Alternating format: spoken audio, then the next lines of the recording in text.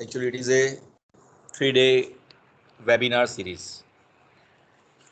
આ વેબિનાર સિરીઝમાં આપ બધાનું હાર્દિક સ્વાગત છે. સૌથી પહેલાં આપણે સમજી લઈએ કે આ વેબિનાર શેના માટે છે. તો અત્યારે સેકન્ડ સેમમાં જે સ્ટુડન્ટ્સ અભ્યાસ કરે છે ઇલેક્ટ્રિકલ ડિપાર્ટમેન્ટમાં અને જે ફોર્થ સેમેસ્ટરમાં અભ્યાસ કરે છે એ બધા જ સ્ટુડન્ટ્સ આજે કનેક્ટેડ છે. અને વેલ ઇન એડવાન્સ આપણે આ એક વાત તમારી આગળ મૂકવાના છીએ જે આવનારા સેમેસ્ટર્સમાં તમારા માટે ખૂબ જ અગત્યની વસ્તુ છે. ખાસ આપણે 3 મુદ્દાને કવર કરીએ છીએ. એક છે પ્રોજેક્ટ, જે 5th સેમેસ્ટરમાં અને 6th સેમેસ્ટરમાં તમારે પ્રોજેક્ટ 1 અને પ્રોજેક્ટ 2ના ટાઇટલ હેઠળ આવશે. તો એ પ્રોજેક્ટનું આપણે સિલેક્શન કેવી રીતે કરીશું, પ્રોજેક્ટને કઈ રીતના આપણે 5th સેમેસ્ટરમાં કન્ટિન્યુ કરીશું અને કેવી રીતે 6th સેમેસ્ટરમાં કન્ટિન્યુ કરીશું, એનો ફ્લો કેવો રહેશે, એનું શું ઇમ્પોર્ટન્સ છે, આ બધી જ વાત આજે આપણે આજના ફર્સ્ટ ડેના સેશનમાં સમજવાના છીએ. સેકન્ડ ડે છે એસએસઆઈપી. સેકન્ડ ડે એસએસઆઈપીનો છે student startup and innovation policy. તો આ એસએસઆઈપી એક્ઝેક્ટલી છે શું, એનું શું ઇમ્પોર્ટન્સ છે, તમને કઈ રીતે ફાયદાકારક છે, આ બધી જ વાતો તમને સેકન્ડ ડેના દિવસે સમજવા મળશે. અને એક સેશન આપણું રહેશે પ્લેસમેન્ટ, એટલે કે ટ્રેનિંગ એન્ડ પ્લેસમેન્ટ સેશન. તો એમાં આપણે જે આપણી ડિપાર્ટમેન્ટમાં ઇલેક્ટ્રિકલ ડિપાર્ટમેન્ટમાં અમુક ઓર્ગેનાઇઝેશન સાથે આપણા ટાઈઅપ છે, ઇન્ડસ્ટ્રીઝ સાથે આપણા ટાઈઅપ છે. તો એમાં વિદ્યાર્થીઓ ટ્રેનિંગમાં જતા હોય છે. ગયા વર્ષે પણ ગયા હતા, આ વર્ષે પણ ગયા છે. ઇવન ધો કોરોનાના સમયમાં પણ આપણા વિદ્યાર્થીઓ જે કોરોનાની ગાઈડલાઈન છે એને ફોલો કરીને પણ આ ટ્રેનિંગ લઈ આવ્યા છે. જે ટ્રેનિંગની કદાચ ફીસ તમે ભરવા જાઓ તો 8,000, 10,000 અને જીએસટી સાથે બીજા 2-3 હજાર, એ બધા કોર્સીસ, એ બધી ટ્રેનિંગ, ઇન્ડસ્ટ્રીઝનું એટમોસ્ફિયર અને ઇન્ડસ્ટ્રીઝમાં શું જરૂરી છે, આ બધી જ વસ્તુઓ તમને વિધાઉટ પેઇંગ એ સિંગલ પેની, 1 રૂપિયો પણ ખર્ચ્યા વગર આ ટ્રેનિંગ તમને કેવી રીતે મળે એની પણ આપણે વાત સમજીશું. પ્લસ ઘણી વેલ નોન કંપનીઝ આપણા ત્યાં કેમ્પસમાં આવતી હોય છે. હજી તો આપણા સ્ટુડન્ટ 6થું સેમેસ્ટર કમ્પ્લીટ ના થયું હોય, હજી તો એક્ઝામ પણ બાકી હોય, વાયવા પણ બાકી હોય, સબમિશન પણ બાકી હોય. એ દરમિયાનમાં એમના હાથમાં ઓફર લેટર હોય છે. મધર ડેરી છે, એલએનટી છે, ટોરેન્ટ પાવર છે, ટાટા મોટર છે, સુઝુકી મોટર છે, આ બધી વેલ નોન કંપનીમાં આપણા વિદ્યાર્થીઓ સારી એવી પોઝિશન ઉપર સિલેક્ટ થાય છે. તો એ પ્લેસમેન્ટ એક્ટિવિટી વિશે પણ આપણે સમજવાના છીએ. તો મારા ખ્યાલ મુજબ આ જે 3 દિવસ છે અને આ જે 3 દિવસના 3 કલાક છે એ તમારા માટે ખૂબ જ અગત્યના છે અને લાઈફ ચેન્જિંગ છે. કારણ કે પછી આગ લાગે પછી કૂવો ખોદવાનો કોઈ અર્થ નથી. તમે 6થા સેમેસ્ટરમાં આવો ને પછી હું તમને એમ કહું કે યુ આર નોટ એલિજિબલ, તો એનો કોઈ અર્થ નથી. પણ એની પહેલાં જ હું તમને કહી દઉં કે ભાઈ સેકન્ડ સેમેસ્ટરથી તમારે શું ધ્યાન રાખવાનું છે કે ફોર્થ સેમેસ્ટરથી તમારે શું ધ્યાન રાખવાનું છે, તો તમે ભવિષ્ય માટે પ્રિપેર થઈ શકો. તો એટલા માટે આપણે આ સેમિનારની, આ વેબિનારની સિરીઝ આજે શરૂઆત કરી રહ્યા છીએ. તમારા માટે આ ખૂબ જ અગત્યના છે. તમારા મિત્રો જે આજે નથી જોડાયા એમને પણ તમે ખાસ જાણ કરજો, એમને ઇન્ફોર્મ કરજો કે આ જે વેબિનાર સિરીઝ છે એ મિસ કરવા જેવી નથી. જેટલા પણ આજે જોઈન થયેલા છે બધા જ ખાસ ધ્યાન રાખો, તમે આજે જોડાયા છો, કાલે પણ જોડાજો અને પરમ દિવસે પણ જોડાજો. આ 3 દિવસમાં તમારે ઘણું બધું શીખવા મળવાનું છે, જે તમારા ઓવરઓલ કેરિયરને એક સાચી ડાયરેક્શન આપવા માટે તમને ખૂબ જ ફાયદાકારક થશે. તો આ સેમિનારનું આયોજન કર્યું એટલા માટે જોશી સાહેબનો આભાર તો આપણે માનીએ જ છીએ અને આજના સ્પીકર પણ જોશી સાહેબ છે. સાથે એમ પટેલ સાહેબ આજે આપણી સાથે જોડાયેલા છે, head of the department, electrical department. આ વેબિનારમાં જે વિદ્યાર્થીઓ જોડાવાના છે એ લોકોને સર્ટિફિકેટ પણ મળવાનું છે, એ પણ આપણે ખાસ ધ્યાન રાખીએ, જે તમારા રિઝ્યુમ બિલ્ડિંગમાં તમને ખૂબ જ ફાયદો થશે. તો આ સાથે જ વધુ સમય ના બગાડતા હું આપણા ઇલેક્ટ્રિકલ ડિપાર્ટમેન્ટના head of the department Shri M Patel સાહેબને હવે સેશન હેન્ડલ કરવાનું કહીશ. એમ પટેલ સાહેબ. हेलो। हाँ साहेब। हाँ, विद्यार्थी मित्रों, selection of visionary projects, SSIP and placement activities along with their effective implementation ના 3 દિવસીય વેબિનારમાં આપ સૌનું સ્વાગત છે। વિદ્યાર્થી મિત્રો, તમને કદાચ ખ્યાલ હશે, તમે જાણતા જ છો, તેમ છતાં હું કહું કે આપણા ડિપાર્ટમેન્ટનું વિઝન છે to impart quality education to prepare competent electrical engineer with high moral values। એનો મતલબ કે ઉચ્ચ નૈતિક મૂલ્યોવાળા સક્ષમ ઇલેક્ટ્રિકલ એન્જિનિયર તૈયાર થાય એવું ગુણવત્તાયુક્ત શિક્ષણ પૂરું પાડવું અથવા તો શિક્ષણ આપવું, જે આપણો વિઝન છે, ઇલેક્ટ્રિકલ ડિપાર્ટમેન્ટનું વિઝન છે। અને એટલા જ માટે એ વિઝનને પૂર્ણ કરવા માટે આપણે સારામાં સારું થિયોરિટિકલ નોલેજ આપીએ છીએ, પ્રેક્ટિકલ નોલેજ આપીએ છીએ। તેની સાથે સાથે એક્સપર્ટ લેક્ચર, ઇન્ડસ્ટ્રીયલ વિઝિટ અને ઇન્ડસ્ટ્રીયલ ટ્રેનિંગનું પણ આયોજન કરીએ છીએ કે જેનાથી તમારું ઓવરઓલ જે નોલેજ છે, theoretical as well as practical knowledge સારું થાય, પ્રેક્ટિકલ નોલેજ વધુમાં વધુ મળે એ અંતર્ગત। અને આ જ નોલેજનો યુઝ કરી વિદ્યાર્થીઓ એમના છેલ્લા વર્ષની અંદર ઇનોવેટિવ પ્રોજેક્ટ બનાવતા હોય છે। અને આ જ પ્રોજેક્ટ અંતર્ગત કે જે પ્રોજેક્ટ કહેવાય કે જેની અંદર બધા સેમેસ્ટર અથવા તો બધા નોલેજનો નિચોડો હોય છે, બધા જ સબ્જેક્ટનો નિચોડો હોય છે, એવા સારામાં સારા પ્રોજેક્ટ વિદ્યાર્થીઓ બનાવતા હોય છે। અને આ જ પ્રોજેક્ટના વિદ્યાર્થીઓને જરૂરી માર્ગદર્શન એડવાન્સમાં મળી રહે એટલા જ માટે આપણે દર વર્ષે 4th સેમના વિદ્યાર્થીઓને આ ટાઈપનો એક વેબિનાર થી એમને માહિતી આપીએ છીએ। આ વખતે એની અંદર વધારે ઇમ્પ્રુવમેન્ટ કરી, વધુ એડ કરી અને આપણે સેકન્ડના વિદ્યાર્થીઓને પણ એડ કર્યા છે કે જેથી અત્યારથી સેકન્ડનો વિદ્યાર્થી વિચારતો થાય કે હું ફાઇનલ યરની અંદર આ રીતે પ્રોજેક્ટ બનાવીશ અથવા તો આ ટાઈપનો ઇનોવેટિવ પ્રોજેક્ટ કેમ કે અત્યારથી વિચારતો થઈ જાય। એની સાથે સાથે આપણે આ વખતે SSIP કે જે વિદ્યાર્થીને ખ્યાલ આવે કે મારે હું પ્રોજેક્ટ ઇનોવેટિવ સિલેક્ટ કરીશ તો SSIP અંતર્ગત મને ગ્રાન્ટ મળશે, હું પેટર્ન બી ફાઇલ કરી શકીશ, હું સ્ટાર્ટઅપ બી નાખી શકીશ, સ્ટાર્ટઅપ અંતર્ગત મને લોન બી મળશે। આ બધી અત્યારથી એને માહિતી મળે એટલા માટે આપણે SSIP ને પણ ઇન્ક્લુડ કર્યું અને સાથે સાથે પ્લેસમેન્ટ એન્ડ ટ્રેનિંગ એને પણ ઇન્ક્લુડ કર્યું કે વિદ્યાર્થીઓને કઈ રીતે ટ્રેનિંગ આપીએ છીએ, આપણે ટ્રેનિંગ મોકલીએ, ઠક્કર સાહેબે વાત કરી એ પ્રમાણે। અને પ્લેસમેન્ટમાં પણ વિદ્યાર્થીઓ પ્લેસમેન્ટનું અત્યારે એટલા માટે ઇન્ક્લુડ કર્યું કે વિદ્યાર્થીને ખ્યાલ આવે અત્યારથી કે મારે કઈ કઈ રીતે અથવા તો મારે પ્લેસમેન્ટમાં જવું છે, હાયર સ્ટડીમાં જવું, પ્લેસમેન્ટમાં જવું હોય તો મારે આટલી રિક્વાયરમેન્ટ છે, હાયર સ્ટડી માટે આટલી રિક્વાયરમેન્ટ છે, તો અત્યારથી અને એનો ગોલ નક્કી થઈ જાય। એ અંતર્ગત આપણે આ 3 દિવસીય સેમિનારનું આયોજન કર્યું છે। હું આશા રાખું કે આ સેમિનારની અંદર તમને મેક્સિમમ બેનિફિટ મળશે અને તમારા માટે ઘણું ઉપયોગી રહેશે। Thank you very much. ખૂબ ખૂબ આભાર સાહેબ, આપનો ખૂબ ખૂબ આભાર। આ વેબિનારનું આયોજન કરવા પાછળ પણ સાહેબનો જ વિચાર હતો અને સાહેબે પણ આમાં ખૂબ જ રસ લીધો, માર્ગદર્શન આપ્યું। તો હવે આજનું જે આ પહેલું સેશન છે જે પ્રોજેક્ટ રિલેટેડ છે, તમારે આવશે 5th સેમેસ્ટરમાં પ્રોજેક્ટ અને પછી 6th સેમેસ્ટરમાં।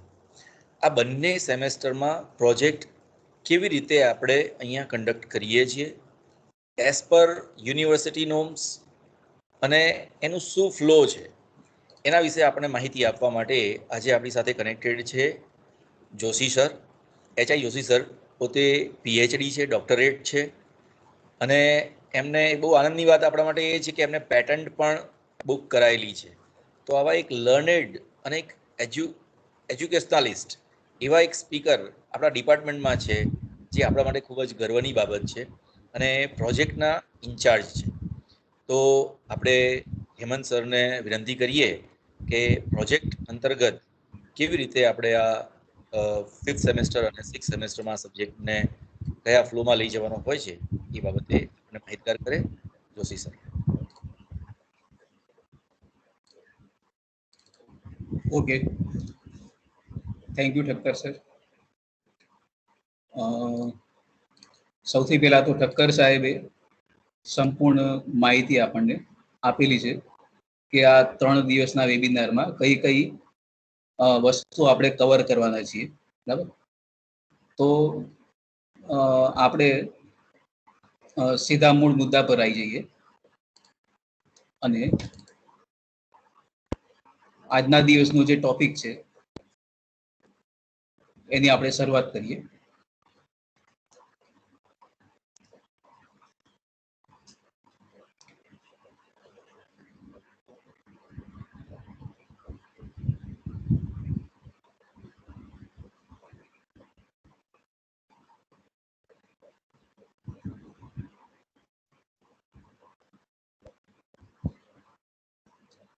દેખાય છે sir? Clear? Yes sir. Okay, હા, હાજી થેન્ક યુ. સાહેબ, સરસ દેખાય છે. ઓકે, હા, તો આપણું જે મેઇન ટાઇટલ છે, selection of visionary projects, SSIP and placement activities along with their effective implementation. આ 3 દિવસના વેબિનારની સિરીઝમાં આપણે આજે જોવાના છીએ selection procedure of final year projects.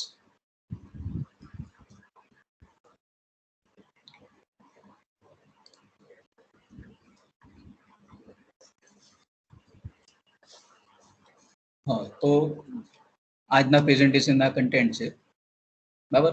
આજના પ્રેઝન્ટેશનની રૂપરેખાની સાથે સાથે આપણે કેવી રીતે સિલેક્શન કરવું અને આ રીતની જે આપણે પદ્ધતિ અહીંયા અપનાવીએ છીએ છેલ્લા 2-3 વર્ષથી આપણા ડિપાર્ટમેન્ટમાં, એનાથી આપણને કેવો બેનિફિટ થયો, બરાબર, એનો આપણે આઉટકમ પણ છેલ્લે જોવાના છીએ. તો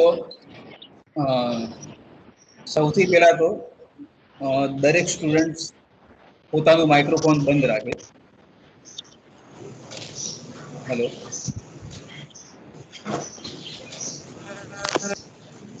હા, દરેક જણ પોતાનું માઇક્રોફોન બંધ રાખે તો જ ક્લિયર અવાજ આવશે. ભાઈ, થેન્ક યુ. તો તમે જ્યારે 4th સેમિસ્ટર પૂરું કરીને 5th સેમિસ્ટરમાં જ્યારે આવો છો, બરાબર, ત્યારે સૌથી પહેલું કામ અગત્યનું તમારે એ કરવાનું હોય છે કે એક સારો પ્રોજેક્ટ તમારે સિલેક્ટ કરવાનો હોય છે. પણ જ્યારે તમે સિલેક્શન કરવા જાઓ ત્યારે ખબર પડશે કે it is very challenging task. એટલું સરળ નથી હોતું. ખાસ કરીને કોઈ સારો પ્રોજેક્ટ સિલેક્ટ કરો અને એ સમયસર પૂર્ણ કરો એટલું સરળ હોતું નથી. એ જે લોકો એમાંથી પસાર થાય છે એ લોકો જ જાણે છે, બરાબર. તો જો તમે આ પ્રેઝન્ટેશનમાં બરાબર ધ્યાન આપેલું હશે તો તમને ચોક્કસથી સિલેક્શન કરવામાં વાંધો નહીં આવે, બરાબર, અને ખૂબ જ સારી રીતે અને સમયસર તમે પૂરું કરી શકશો. અને બીજું કે તમે ઇન્ડસ્ટ્રી ઓરિએન્ટેડ પ્રોજેક્ટ સિલેક્ટ કરો તો ફ્યુચરમાં તમે જ્યારે જોબ મેળવવા જાઓ, તમારું જ્યારે રેઝ્યુમે બનાવો તો એની પર ઘણી સારી અસર થતી હોય છે. ઇન્ટરવ્યુમાં ઘણો સારો તમારો પ્રભાવ પડતો હોય છે. સૌથી પહેલા આપણે જોઈએ કે તમે જ્યારે 4th સેમિસ્ટર પતાવીને 5thમાં આવશો ત્યારે આ રીતે સબ્જેક્ટ્સ ઓફર થશે. એમાંનો એક સબ્જેક્ટ હશે પ્રોજેક્ટ 1 અને આ પ્રોજેક્ટ 1ની શરૂઆતમાં તમારે ટોપિક સિલેક્ટ કરવાનો હોય છે, બરાબર. અને ત્યાર પછી જે તમે સિલેક્શન કર્યું હશે એનું જ તમારે કામ આગળ વધારીને પ્રોજેક્ટ 2માં એટલે કે 6th સેમમાં તમારે એ કામ આગળ વધારીને એનું કામ પૂરું કરવાનું હોય છે, બરાબર.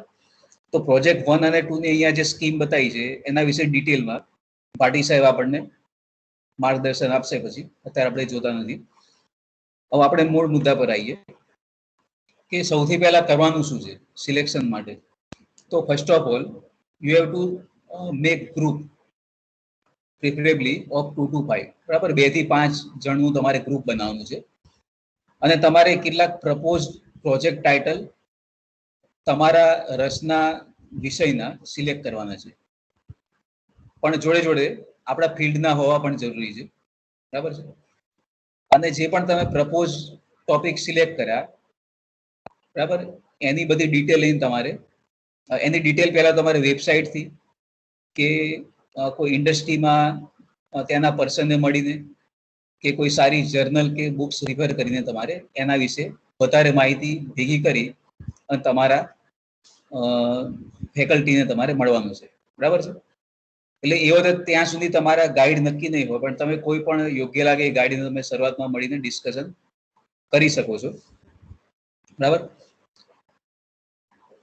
હવે તમારે કોને ગાઈડ તરીકે રાખવા, બરાબર, અથવા કોઈ જોડે ડિસ્કશન કરવું યોગ્ય છે, તો આપણી વેબસાઇટ ડિપાર્ટમેન્ટની વેબસાઇટ ઉપર આપણે દરેક ફેકલ્ટીની ડિટેલ મૂકેલી છે, બરાબર. તમે જે ડોમેઇન નક્કી કર્યો, બરાબર, જેમ કે તમે પાવર સિસ્ટમ રિલેટેડ કોઈ પ્રોજેક્ટ નક્કી કર્યો, તો પાવર સિસ્ટમમાં રસ ધરાવતા ફેકલ્ટી હોય અથવા એમાં સ્પેશિયલાઇઝેશન ધરાવતા ફેકલ્ટી હોય, તમે એમને એપ્રોચ કરો તો એ સારી બાબત ગણાશે. પણ એવું જરૂરી પણ નથી કે બાકીના આ પ્રકારના પ્રોજેક્ટ ગાઈડ નહીં કરી શકે, એવું પણ જરૂરી નથી. પણ શરૂઆત કરવા માટે આ એક તમને સૂચન છે, બરાબર. બીજું કે 5મું સેમિસ્ટર શરૂ થાય એની પહેલા દર વર્ષે આપણે એક ઓરિએન્ટેશન રાખતા હોઈએ છીએ, એટલે કે પ્રોજેક્ટ કોઓર્ડિનેટર ઓરિએન્ટેશન રાખતા હોય છે, અને એની અંદર પણ આ બધી બાબતોની ચર્ચા કરવામાં આવે જ છે. પણ આ વસ્તુ તમે પહેલેથી જાણતા હો તો તમે પૂર્વ તૈયારી કરીને આવો તો તમારું કામ ઘણું સરળ થઈ જાય એ સમયે. બીજું કે મેં કીધું એ પ્રમાણે કે લિસ્ટ તમને આપવામાં આવશે અને વેબસાઇટ પર પણ છે, બરાબર. તમે એ પ્રમાણે તમારા જે પણ પ્રપોઝ ટોપિક હોય લઈને ડિસ્કશન કરો, 2-4 ગાઈડને મળો, પછી તમને આઈડિયા આવશે કે તમારે એમાં ફેરફાર કેવો કરવો છે અથવા કોને ગાઈડ તરીકે તમે રાખી શકો, બરાબર. અને એવું જરૂરી પણ નથી કે તમે જેને અપ્રોચ કરો એ તમને તમારા શું કહેવાય તમને ગાઈડ કરે છે, બરાબર. પણ શરૂઆત કરવા માટે તમારે આ રીતે મળવું પડે, બરાબર, થોડો સમય ફાળવવો પડે, જેથી કરીને તમારા સિલેક્ટ કરેલા ટાઇટલમાં કેટલા ચેન્જીસ કરવા એ પણ તમને આઈડિયા આવે, બરાબર. હવે તમે જે પણ ટોપિક સિલેક્ટ કર્યો પ્રોજેક્ટ માટે, તો 5th સેમિસ્ટર જ્યારે તમારું શરૂ થાય છે એનું જ્યારે પહેલો સેમિનાર હશે એમાં તમારે પ્રોબ્લેમ સ્ટેટમેન્ટ રજૂ કરવાનું હોય છે, એને સમજાવવાનું હોય છે, અને એની અંદર તમારે ઇન્ડસ્ટ્રી કે પછી કોઈ સોસાયટીને લગતા પ્રશ્નો હોય કે પ્રોબ્લેમ હોય કે જેનું સોલ્યુશન તમે લાવો તો એનાથી તમને ઘણું સારું કામ થઈ શકે એવું હોય, તમારે એવો ટોપિક સિલેક્ટ કરવો જોઈએ, બરાબર. તો અહીંયા એક ઉદાહરણ આપેલું છે જે મેં ગયા વર્ષે બી પ્રેઝન્ટેશનમાં આ જ ટોપિક રાખ્યો તો ઇન્ટેન્શનલી આ વખતે ફરીથી વર્ષ પછી પણ હું એનું જ રાખું છું, કારણ કે સિચ્યુએશન વર્ષ પછી પણ ત્યાંની ત્યાં જ છે, કદાચ વધારે ખરાબ થયેલી છે. તો ખાસ કરીને વર્તમાન પરિસ્થિતિના આધારે તમે કોઈ ટાઇટલ સિલેક્ટ કરો, બરાબર, કે જે વર્તમાન સમયની બધાની જરૂરિયાત હોય, તો એવો ટોપિક ઘણો યોગ્ય ગણાશે તમારા માટે, બરાબર. જેમ કે એક ઉદાહરણ આપું, to design and develop a robot to deliver drugs and food for patients in COVID-19 isolation ward, બરાબર.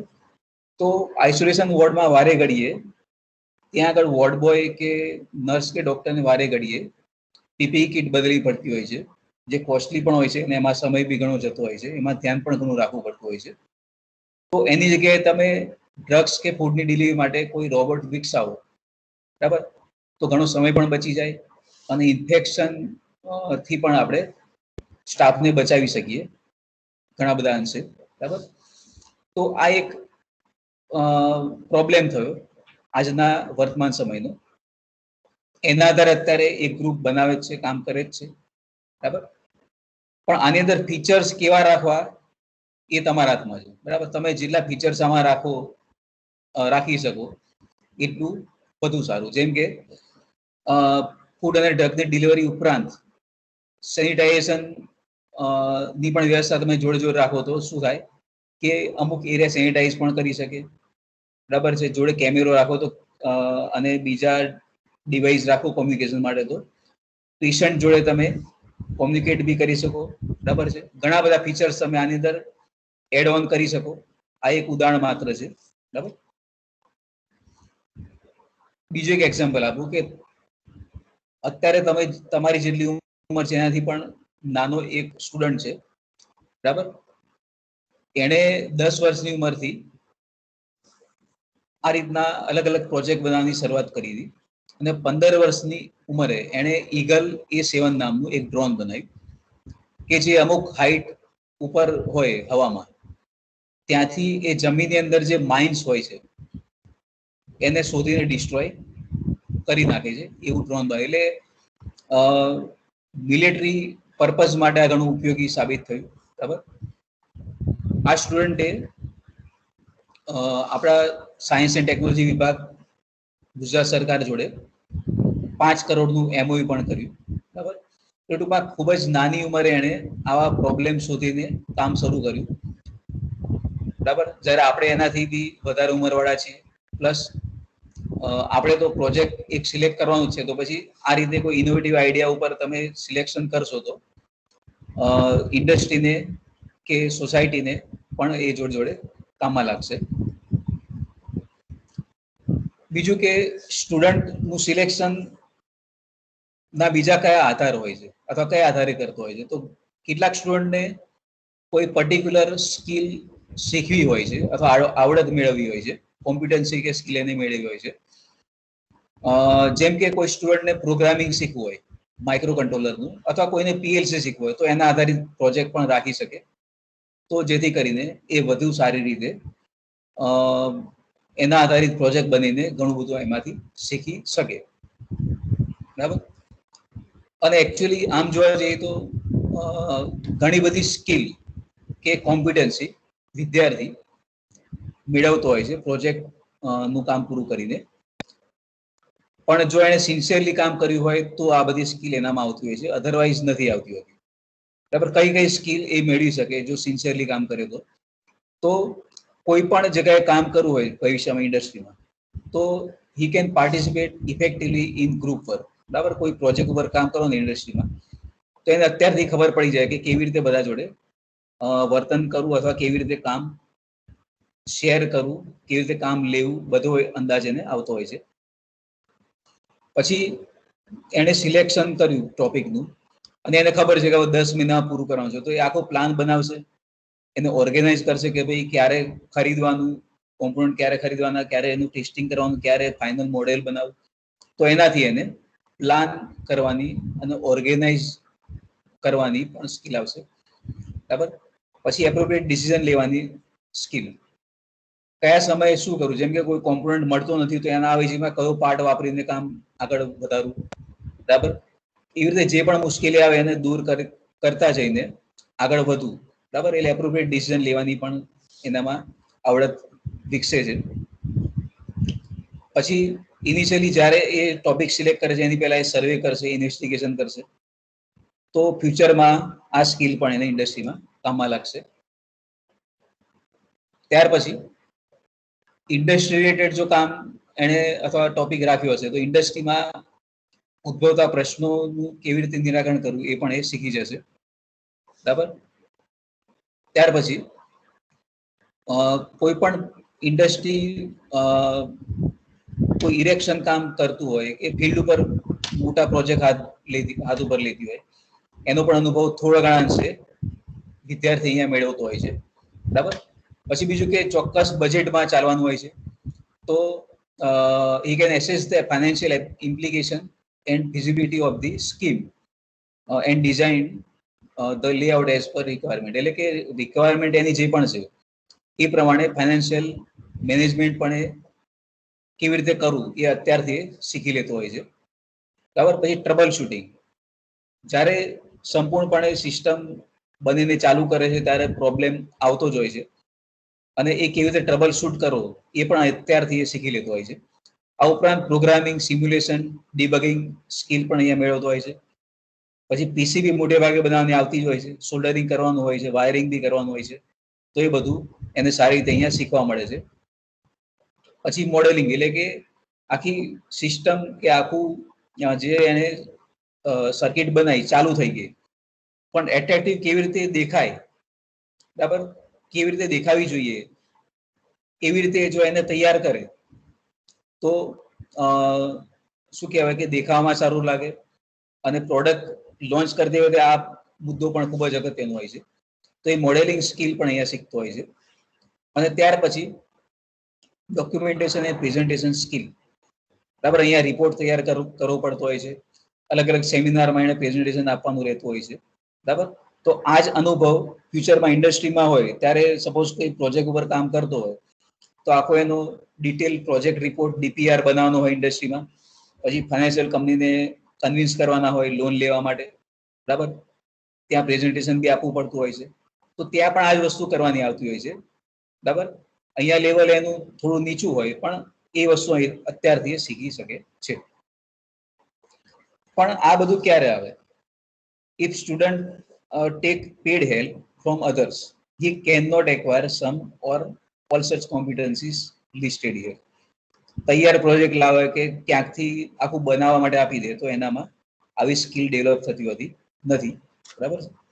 ટૂંકમાં જાતે સિન્સિયરલી કામ કરો તો તમને ઘણું બધું અહીંયા શીખવા મળતું હોય છે. હવે કોઈ સારો પ્રોજેક્ટ સિલેક્ટ કરી દીધો, ખૂબ જ મસ્ત ટાઇટલ છે, તો એ પૂરતું છે?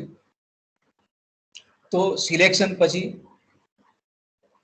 તરત જ તમારે ઘણું બધું કરવાનું શરૂ કરી દેવું પડે. અધરવાઇઝ શું થાય કે જો તમે સિલેક્શન કરી દીધું પણ પછી પ્રોપર પ્લાનિંગથી આગળ નહીં વધો તો સારું ટાઇટલ હોવા છતાં બી તમે બીજાના કરતા બી ખરાબ દેખાયો પ્રોજેક્ટ બનાવશો ફ્યુચરમાં, બરાબર. તો સિલેક્શન કર્યા પછી પ્રોપર પ્લાનિંગ કરવું પડે તમારે અને વિધિન ટાઈમ તમારે પૂરું કરવા માટે આખો એક પ્લાન બનાવવો પડે, બરાબર. જો કામમાં ડિલે થશે, બરાબર, જેમ કે નોર્મલી ફેબ્રુઆરી મહિનામાં તમારે પૂરો કરવાનો ટાર્ગેટ રાખવાનો હોય, બરાબર. અને ફેબ્રુઆરી માર્ચ દરમિયાન ઘણી બધી ઇવેન્ટ્સ કે કોમ્પિટિશન અલગ અલગ ઇન્સ્ટિટ્યૂટમાં યોજાતી હોય છે, બરાબર. હવે જો તમે ટાઈમસર પૂરું ના કરો, તમારો પ્રોજેક્ટ સારો હોવા છતાં તમે એમાં ભાગ ના લઈ શકો, પછી તમારો એપ્રિલ મહિના પૂરું થાય તો એનું કોઈ મહત્વ રહેતું નથી, બરાબર. તમે કોઈ જગ્યાએ એને ડેમોન્સ્ટ્રેટ કરવા માટે મૂક્યું ના હોય, બરાબર, સારો હોવા છતાં, તો પછી એનો કોઈ મતલબ રહેતો નથી મહેનત કરવાનો, બરાબર. એટલે કે ટાઈમસર પૂરો કરવો એ પણ અગત્યની વાત છે, બરાબર. તો ટાઈમસર સમયસર તમારે પૂરો કરવો હોય તો શું કરવું જોઈએ? તો એની માટે તમારે પહેલેથી એક વર્ક પ્લાન બનાવવો પડે આખા વર્ષનો. એટલે કે સેમિસ્ટર 5 થી શરૂ કરીને 6ઠ્ઠામાં પૂરું થયું, એટલે કે એપ્રોક્સિમેટલી આપણે જોવા જઈએ તો જૂન જુલાઈમાં શરૂ થાય 5મું સેમિસ્ટર અને એપ્રિલ મહિનામાં 6th સેમિસ્ટર પૂરું થાય નેક્સ્ટ યરમાં. તો આપણે ટાર્ગેટ એવું રાખવો પડે કે ભાઈ જૂનથી શરૂ થાય ને ફેબ્રુઆરીમાં પૂરું થાય. માર્ચમાં ખાલી માઇનોર કામ જ રિપોર્ટિંગ વર્ક એવું બધું જ બાકી રહે. એ રીતનો જો વર્ક પ્લાન હશે તો તમારું સારી રીતે પતશે. તમે અલગ અલગ જગ્યાએ પાર્ટિસિપેટ બી કરી શકો કોમ્પિટિશનની અંદર, બરાબર. તો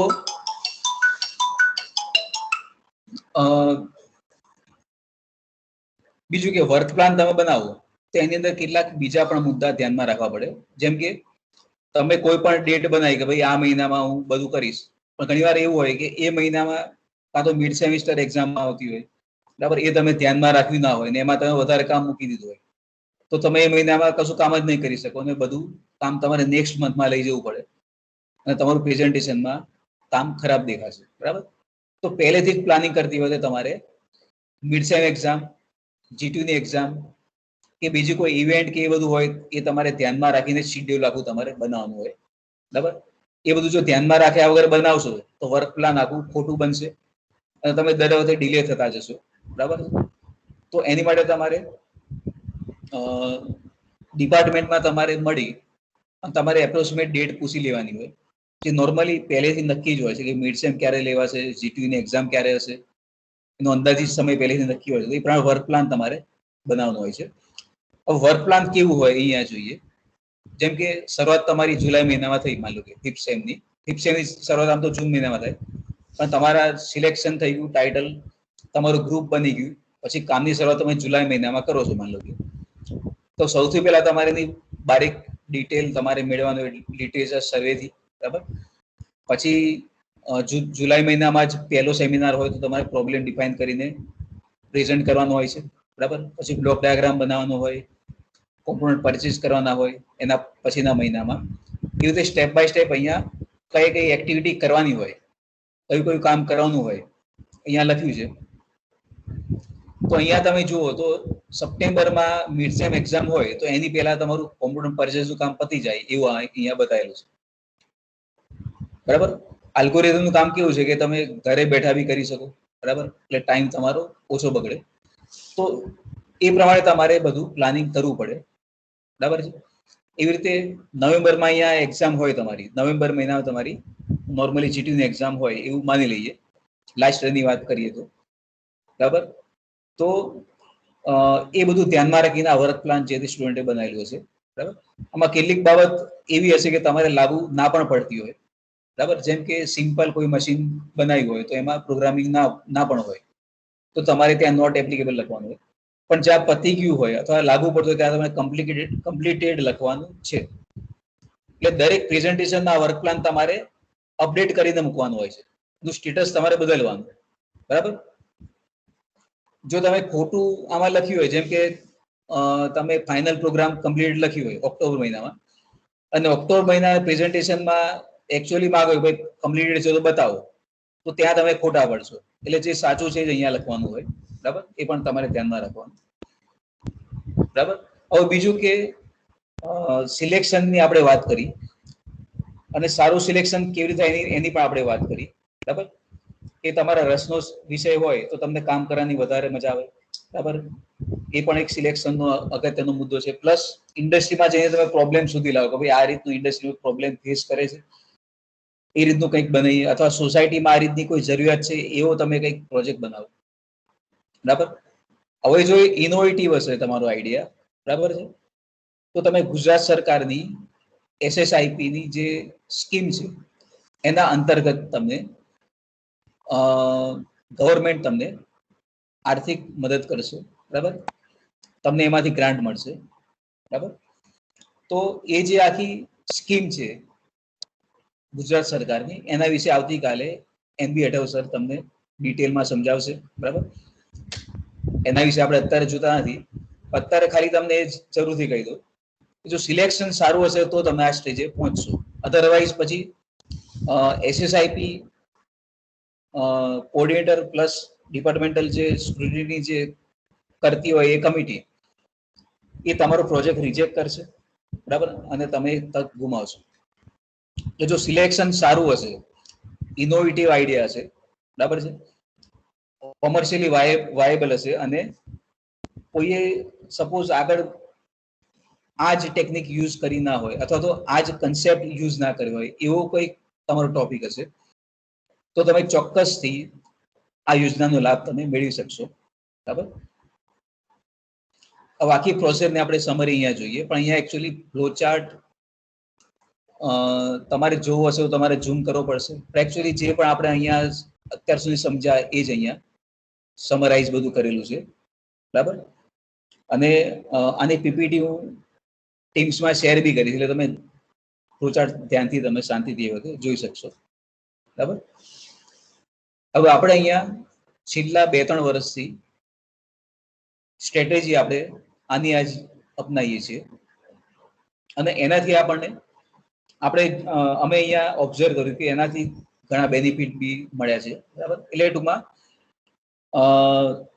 સ્ટુડન્ટ જે પ્રોજેક્ટ બનાવે છે એના લેવલમાં પણ તફાવત જોવા મળ્યો છે.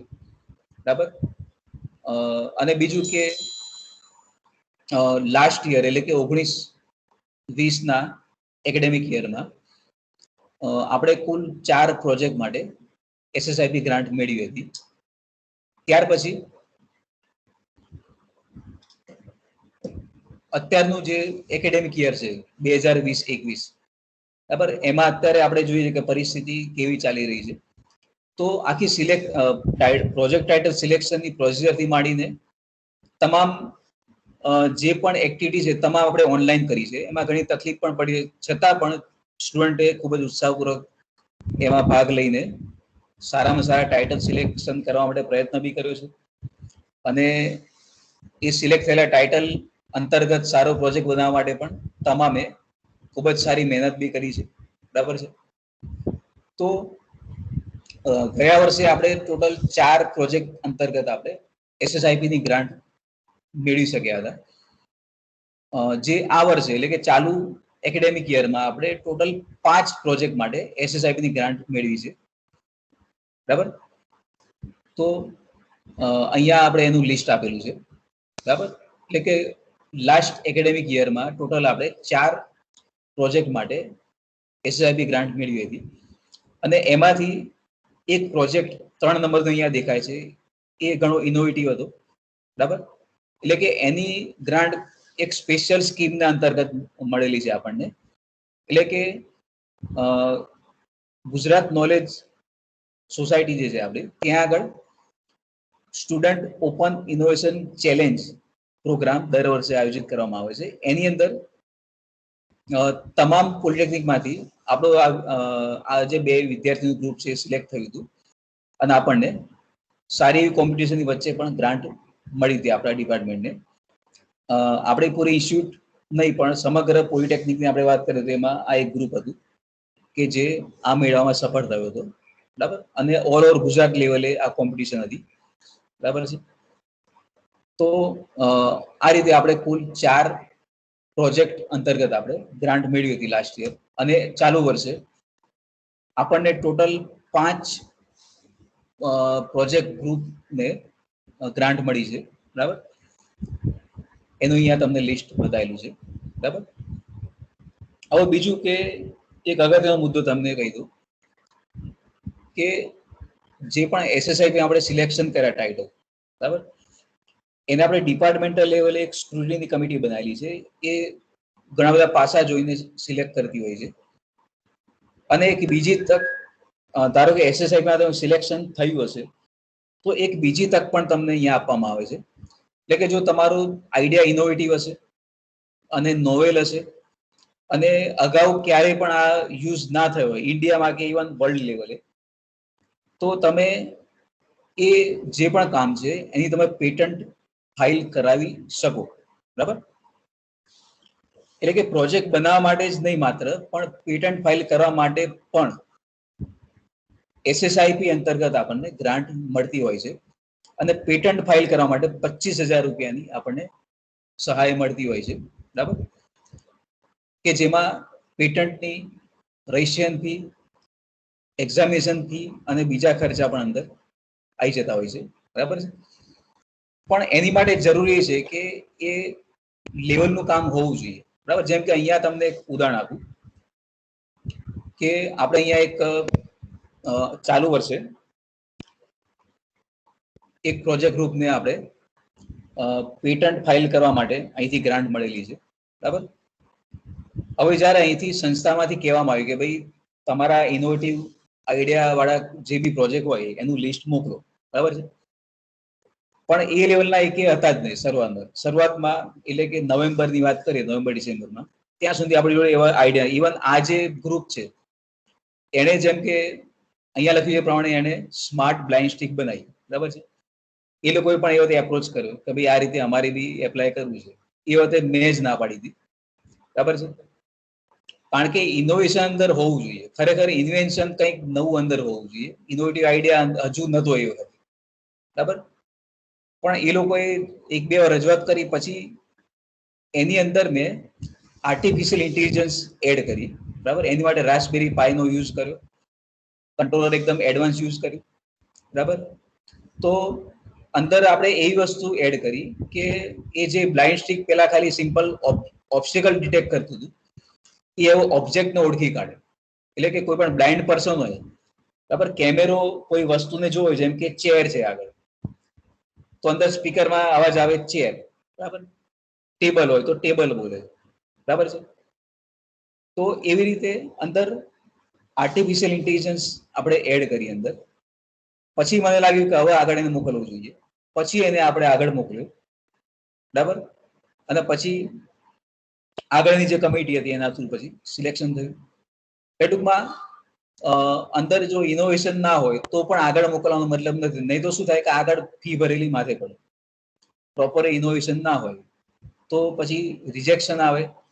બરાબર. પૈસા માથે પડે. એટલે એની માટે ઘણા બધા પાસા જોઈને પછી SSIP ની જે ગ્રાન્ટ મળે એમાંથી બી એક સ્ટેપ આગળ જવાય, પણ ઘણી બધી વસ્તુ જોવાની હોય છે.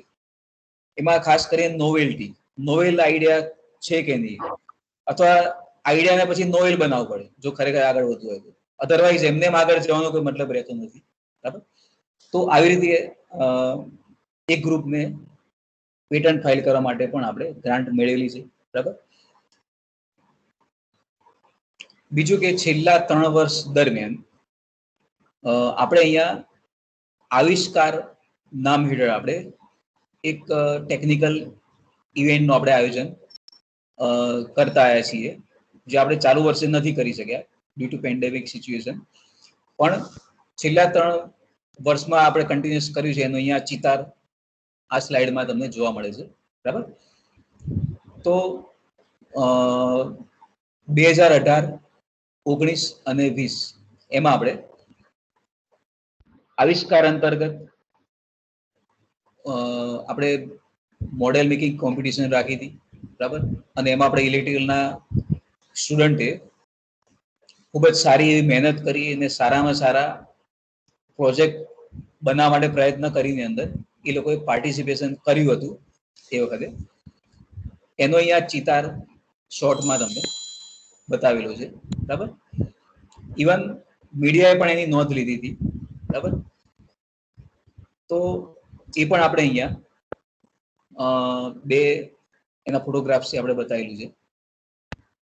પ્લસ બીજું કે આપણી જે હેડ ઓફિસ છે ત્યાંથી ડાયરેક્ટર સાહેબ અને 2019માં મેડમ પણ આપણે અહીંયા આવીને ખૂબ જ પ્રભાવિત થયા હતા. બરાબર. અને બધાને પ્રોત્સાહન પણ આપ્યું હતું સારું કામ કરવા માટે. તો આવી રીતની કોમ્પિટિશન આપણે છેલ્લા 4 વર્ષથી આયોજિત કરતા આવ્યા છીએ. તો એમાં પણ તમને પાર્ટિસિપેટ કરવાની તક મળતી હોય છે. પણ મેં આગળ કીધું એ પ્રમાણે કે એની માટે તમારે ટાઈમસર કામ પૂરું કરવું પડે. ખૂબ જ સારું કામ હોય પણ કોમ્પિટિશનના સમયે પૂરું જ ના થયું હોય કામ, તો પછી આવું ઘણીવાર લગભગ દર વર્ષે આવા 2-4 પ્રોજેક્ટ રિજેક્ટ થતા હોય છે. બરાબર છે. કારણ કે કામ અધૂરું હોય એના કારણે. તો સારો ટોપિક સિલેક્ટ કરો એ પણ પૂરતું નથી. જોડે જોડે તમારે સમયસર કામ પૂરું કરવું એ પણ એના પર પણ તમારે ફોકસ કરવાનું હોય છે. અને કામ સારું દેખાય, ઇફેક્ટિવ દેખાય એ રીતે પૂરું કરવું એ પણ એના પર પણ તમારે ફોકસ કરવાનું હોય છે. બરાબર. ગયા વર્ષે આપણે આવિષ્કારમાં ગો ગ્રીન ઇવેન્ટ રાખી હતી. બરાબર. અને એમાં આપણે ઘણા બધા ઇલેક્ટ્રિકલ વ્હીકલ્સ એમાં આપણે ડેમોન્સ્ટ્રેટ કર્યા હતા. અને એમાં આપણા ડિપાર્ટમેન્ટના જ નહીં પણ તમામ ઇન્સ્ટિટ્યૂટના સ્ટુડન્ટ્સ અને ફેકલ્ટીએ પણ એની ટેસ્ટ રાઇડ લીધી હતી. બરાબર. અને એ બતાવે છે કે સંપૂર્ણપણે વર્કિંગ, સારામાં સારી કન્ડિશનમાં વર્કિંગ મોડેલ બધાએ બનાવ્યા હતા. બરાબર. તો આવી જ રીતે તમારે પણ આ બધું જોઈને ટોપિક સિલેક્ટ કરવાનો છે. બરાબર છે. અને વર્ક પ્લાન વ્યવસ્થિત બનાવીને તમારે આગળ વધવાનું છે. બરાબર. તો આ રેફરન્સીસ છે. બરાબર.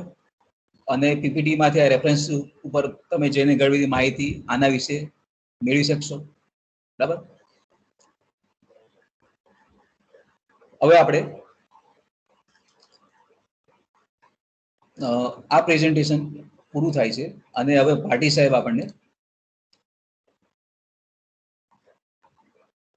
પ્રોજેક્ટ 1 અને પ્રોજેક્ટ 2 નું કેવી રીતે અલગ અલગ સેમિનારમાં ઇવેલ્યુએશન કરવું એની આપણને માહિતી આપશે. બરાબર. અને આપણે એને શાંતિથી સાંભળીએ.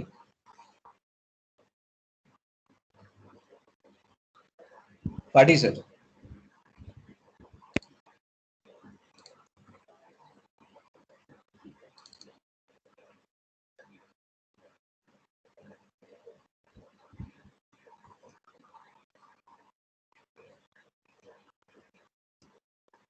પાટી સાહેબ.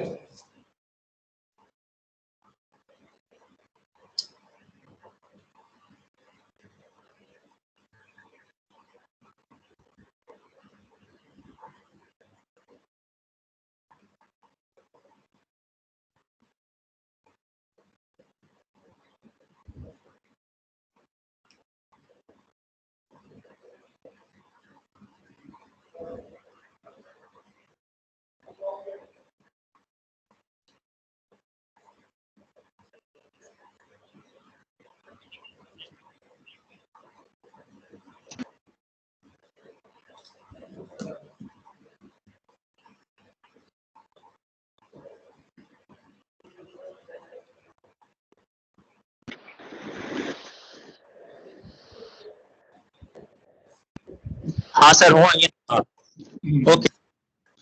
નમસ્કાર મિત્રો, આપણે પ્રેઝન્ટેશન હવે સ્ટાર્ટ કરીએ છીએ, બરાબર.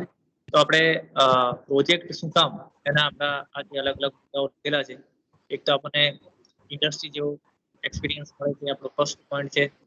સેકન્ડ પોઈન્ટ છે આપણને જે સેમિનાર આપણા પ્રોજેક્ટ અંતર્ગત લેવામાં આવે છે એનાથી આપણી કોમ્યુનિકેશન સ્કિલ વધે છે. Communication skill in the sense કે જ્યારે તમે વાઇવા ફેસ કરો છો અથવા તો તમારા જોબ ઇન્ટરવ્યુ ફેસ કરો છો ત્યારે શું થશે, તમારી આ કોમ્યુનિકેશન સ્કિલ ઇમ્પ્રુવ થવાના લીધે તમારો ફાયદો થશે. સેમિનારમાં તમારા જે ગાઈડ છે એ તમને પ્રોજેક્ટના ક્રોસ ક્વેશ્ચન પૂછે છે. કોમ્યુનિકેશનના આન્સર તમને આવડતા હોય, અમુક કોઈ સ્પોન્ટેનિયસલી અચાનક પ્રશ્ન પૂછવામાં આવે તો જવાબ થાય એ તમને પ્રોજેક્ટના સેમિનારથી જાણવા. રિપોર્ટ રાઇટિંગ, સર્વે, એક્સપેરિમેન્ટલ રિસર્ચ, બરાબર. તો આ વસ્તુઓ પણ આપણને રિપોર્ટ રાઇટિંગ એ બધા સેલ્ફ એક્સપેરિમેન્ટ છે આપણા. ચોથો પોઈન્ટ છે ઓબ્ઝર્વેશન પાવર. કોઈ પણ પ્રોસેસ છે, કોઈ પણ પ્રોજેક્ટ છે, કોઈ પણ સર્કિટ છે, એ કઈ રીતે કામ કરે છે, એન્જિનિયર તરીકે આપણો ઓબ્ઝર્વેશન પાવર હોવો અત્યંત જરૂરી છે. તો આ પ્રોજેક્ટનો એક મહત્વનો ઓબ્ઝર્વેશન પાવર પણ છે. Group discussion. આપણે મોસ્ટલી મોટા ભાગની કેરેક્ટરિસ્ટિક્સ એવી જોવા મળે છે કે ભાઈ આ પ્રોજેક્ટ હું લઈ લઉં, આ પ્રોજેક્ટ લઈ લઈશ, હું આટલું કામ કરી નાખીશ. એટલે કેવું છે કે માણસ ટીમ વર્કમાં કામ કરવા માટે પ્રેરાયેલું ઓછું હોય. ગ્રુપમાં કોઈ માણસો સાથે ડિસ્કશન કરવું, ડિસ્કશનના પોઝિટિવ પોઈન્ટ્સ એક્સેપ્ટ કરવા, પછી કોઈ નિર્ણય ઉપર આવવું, એવો એટીટ્યુડ પ્રમાણમાં ઓછો હોય. આ જે ગ્રુપ ડિસ્કશન કરશો એનાથી તમને ખ્યાલ આવશે કે તમે જે વિચારો છો એના કરતાં તમે ગ્રુપમાં ડિસ્કસ કરશો તો એવા પોઈન્ટ્સ પણ નીકળી આવશે કે જે તમે વિચારેલા નથી. એ પછી આવે છે વર્બલ જસ્ટિફિકેશન ડ્યુરિંગ સેમિનાર. તો આપણે આગળ વાત કરીએ કે જ્યારે આપણને કોઈ પણ પ્રશ્ન પૂછવામાં આવે છે તો એ તમે જે પોઈન્ટ ડિફેન્ડ કરવા માંગો છો એ પોઈન્ટને તમે કઈ રીતે ડિફેન્ડ કરી શકો અથવા એને સમજાવી શકો એ પણ તમને આમાં જાણવા મળશે. Professional attitude and teamwork. કોઈ પણ કામ છે એ કામ આપણે professional ethics in the sense કે આપણે એ કામને ટાઈમલાઈનમાં પૂરું કરવું, આપણું સેમિનાર જ્યારે હોય ત્યારે વ્યવસ્થિત ડ્રેસિંગ કોડમાં હાજર રહેવું, આપણે એ કોમ્યુનિકેશન સ્કિલ જે સામાન્ય વ્યક્તિ સાથે વાત કરવાની જે રીતભાત છે એમાં પ્રોફેશનલ ટચ આવવો એ પણ તમને આ પ્રોજેક્ટના સબ્જેક્ટથી જાણવા મળશે. ટીમવર્કની પણ આપણે વાત કરી કે બને એટલું ડિસ્કશન થાય, આપણે શું કરીશું એની ચર્ચા થાય, એનાથી તમને વસ્તુની ક્લેરિટી વધારે સારી આવશે. Attitude of inquiry and work habits with safety measures. Attitude of inquiry એટલે કોઈ પણ વસ્તુ થાય છે તો એ કઈ રીતે થાય છે એ આપણે ભલે અત્યારે આપણે ચોથા સેમેસ્ટરમાં આવી ગયા છીએ પણ લેક્ચર દરમિયાન જો પ્રશ્નો પૂછવામાં આવે છે તો એ પ્રશ્ન પૂછવામાં આવે ત્યારે બહુ ઓછા જવાબો આવતા હોય છે. અથવા તો સર એવું કહે કે ભાઈ તમે સામેથી પ્રશ્ન પૂછો તો પણ લગભગ આપણે અત્યારે તમે 90 જણા અત્યારે એટેન્ડી છે, આપણે સેમિનાર પૂરો કરીશું એવું કહીશું ચલો કોઈને કંઈ પ્રશ્ન હોય તો કહો, અથવા તો કોઈ ટેકનિકલ પોઈન્ટ બી ડિસ્કસ થાય તો કોઈને એમ કહીએ કે ભાઈ તમને પ્રશ્ન હોય તો કહો. તો એ જે ઇન્ક્વાયરીનો એટીટ્યુડ છે એ આપણો ઓછો છે. ખરેખર કોઈ વસ્તુ જે આપણને સમજણ નથી પડતી તો 100 માણસોની વચ્ચે બી આપણે ઊભા થઈને પૂછવાનું કે તમે આજે કહેવા માંગો છો મને સમજણ પડતી નથી. આ એક મહત્વનો મુદ્દો છે એન્જિનિયર તરીકેનો. જ્યાં સુધી તમે એવું સ્વીકારશો નહીં કે આ વસ્તુ મને સમજણ નથી પડતી ત્યાં સુધી તમે કન્ફ્યુઝન સાથે જ આગળ વધશો. એટલે આપણે એટીટ્યુડ ઓફ ઇન્ક્વાયરી, ભલે તમે પ્રોજેક્ટ સિલેક્ટ કરી લો, તમને ના ખબર પડે તો સાહેબને પૂછો, 10 વાર પૂછો, બરાબર છે, પણ પૂછવું જરૂરી. એટીટ્યુડ ઓફ ઇન્ક્વાયરી જરૂરી. સેકન્ડ છે work habit with safety measures. આપણે હવે અત્યાર સુધી તો આપણે એક્સપેરિમેન્ટ કરાવતા હતા તો એમાં સાહેબ એક્સપેરિમેન્ટ કરાવે, તમને ઓબ્ઝર્વેશન લેવડાવે અથવા તો સાહેબ સર્કિટ કનેક્ટ કરે. હવે કેવું થશે, તમારે પ્રોજેક્ટ જ્યારે ટેસ્ટિંગ કરવાનો ફેઝ આવશે ત્યારે એવું બને કે તમારે એને પાવર ડાયરેક્ટ આપવાનો થાય તો એ એ જ્યારે કોઈ પણ સર્કિટને તમે પાવર આપો છો, એના બધા કોમ્પોનન્ટ બરાબર કનેક્ટેડ છે, સર્કિટ આખી પ્રોપરલી કનેક્ટેડ છે, તો એ આપણે જે કામ કરીએ છીએ પૂરતા સેફટી મેજર સાથે કરીએ છીએ કે નહીં, એ અત્યંત મહત્વની વસ્તુ છે. કારણ કે આપણે એક ઇલેક્ટ્રિકલ એન્જિનિયર તરીકે જ્યારે ઇન્ડસ્ટ્રીમાં કે લેબમાં કામ કરીએ તો એલર્ટનેસ અને સેફટી મેઇન વસ્તુ છે. કે આપણે ડેન્જર અથવા તો ડેથની બહુ જ નજીક હોઈએ છીએ જ્યારે આપણે લાઈવ વસ્તુઓ સાથે કામ કરીએ છીએ. કોઈ સર્કિટને લાઈવ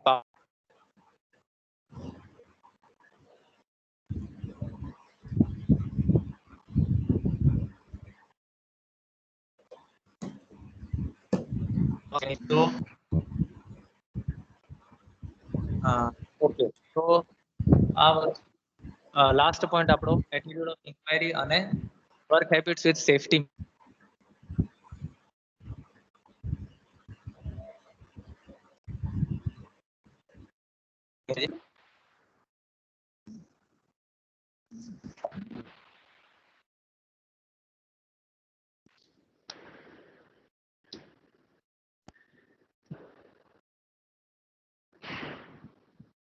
જોશી સાહેબ અવાજ આવે છે? Yes, sir. Hello. જોશી સાહેબ અવાજ આવે છે? Yes, sir.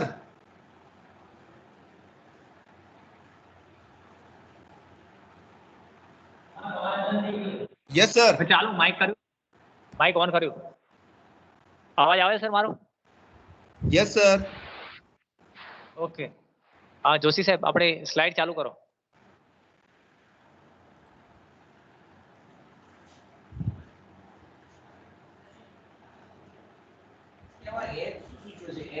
Holiday. જોશી સાહેબ તમારામાં સ્લાઇડ દેખાય? મારામાં સ્લાઇડ દેખાતી નથી.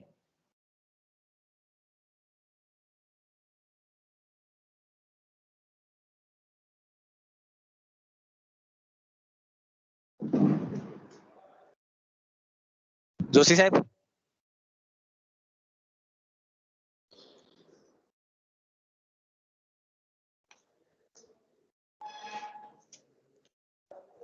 હવે સ્લાઇડ આવે તમારા? મારા સ્લાઇડ નથી દેખાતી. હા હા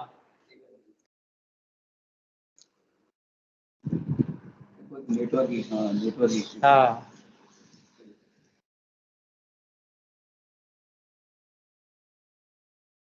પહેલી સાઈડ તો પૂરી થઈ ગઈ ને આપણે, હવે સેકન્ડ માં આવ્યા ને આપણે.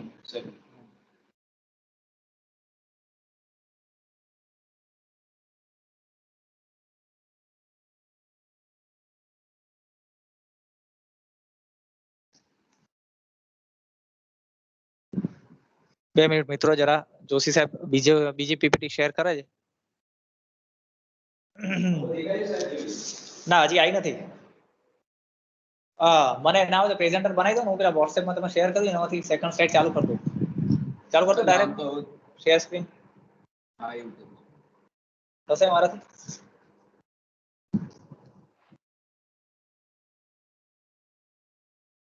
ના નહીં થાય મારામાં. પ્રેઝન્ટરમાં બનાવી દો ના હોય તો, અથવા તો તમારા શેર થાય તો કરી દો.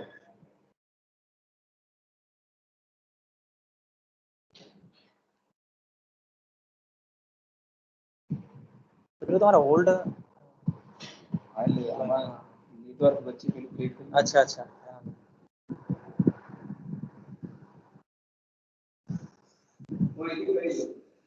હા હા ઓકે વાંધો. 2 મિનિટ જોશી સાહેબ જરા સ્લાઇડ શેર કરે એટલે આપણે સ્ટાર્ટ કરીએ. ઓકે.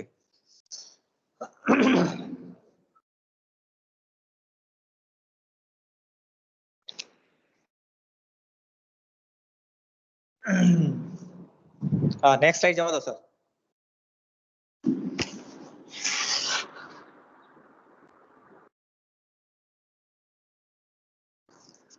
ઓકે, હવે આ આપણી ટીચિંગ સ્કીમ છે. Okay done. આપણી ટીચિંગ સ્કીમ છે. આ 335-0908 એ આપણા પ્રોજેક્ટ 1 નો કોડ છે. એમાં ESE એટલે કે એન્ડ સેમેસ્ટર એક્ઝામ આપણી 40 માર્ક્સની છે અને PA એટલે પ્રોગ્રેસિવ એસેસમેન્ટ છે, એ આપણું 60 માર્કનું છે. એટલે પ્રોગ્રેસિવ એસેસમેન્ટ એટલે આપણા જે તમારા સેમિનારો આપણે કન્ડક્ટ કરીશું એ છે. તો તમે જોઈ શકો છો સેમિનાર 1, 2 અને 3 એ ત્રણે ત્રણના 10 માર્ક છે. અને છેલ્લે ફાઇનલી ઓવરઓલ ઇવોલ્યુશન છે એના 30 માર્ક છે. એટલે ટોટલ 30 ને 30 60 માર્ક છે આપણા પીએ ના છે અને 40 માર્ક છે તમારો ફાઇનલ બહારથી કોઈ સાહેબ વાયવા લેવા આવશે એના 40 માર્ક છે. એમ ટોટલ આપણા આના 100 માર્ક છે. નેક્સ્ટ સ્લાઇડ જવા દો સર.